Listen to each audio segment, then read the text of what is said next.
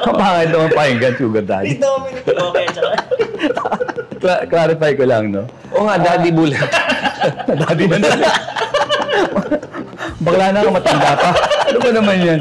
Binasag na ni Dominic Roque ang kanyang katahimikan sa kumakalat na isyu matapos ang hiwalayan ng kanyang ex-fiancé na si Bea Alonzo. Sa pamamagitan ng kanyang mga abogado sa Fernandez and Singson Law Offices, pinalagan ng aktor ang mga malicious and defamatory public statements ng showbiz columnist si Christy Fermin. Malicious at defamatory raw ang mga sinabi ni Fermin na may politikong benefactor si Dominic na siyang nagmamayari ng tinutuluyan niyang condominium unit. Idinawit pa si Dapitan City Mayor Bullit Halusos na matagal na niyang kaibigan at may-ari ng inuupahan niyang condo unit.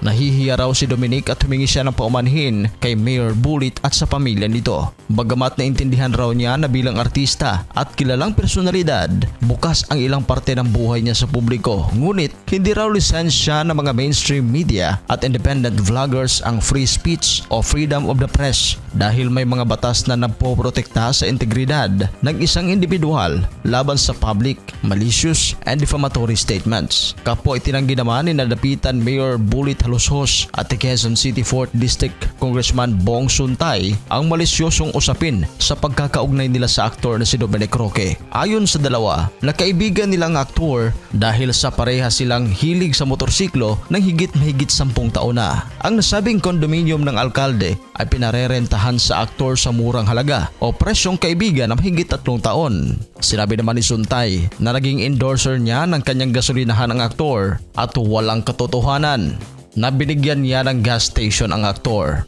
Ikinalungkot naman ng dalawa na pati ang kanilang pangalan ay nadamay sa paghihiwalay ng aktor sa ex-fiancé na si Bea Alonzo. Actually, yung condo, no, totoo, akin talaga yun. I've had it for quite some time, no. Congressman pa lang ako. Pre-selling pa nga, nakuha ko yan. Dalawa yan eh. Siyempre, as a friend, barkada, si Dom asked me if I wanted to have it rented.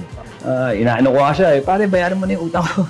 Ang nakakagulat nga, yung pinost pa nilang picture, yung contract signing namin ni Dom na kinukuha siyang endorser.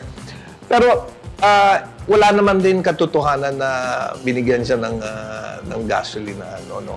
Para sa inyong reaksyon, please comment down below. At sa mga hindi pa nakapag-subscribe, huwag kalimutan mag-subscribe sa Showbiz Caster. Maraming salamat po.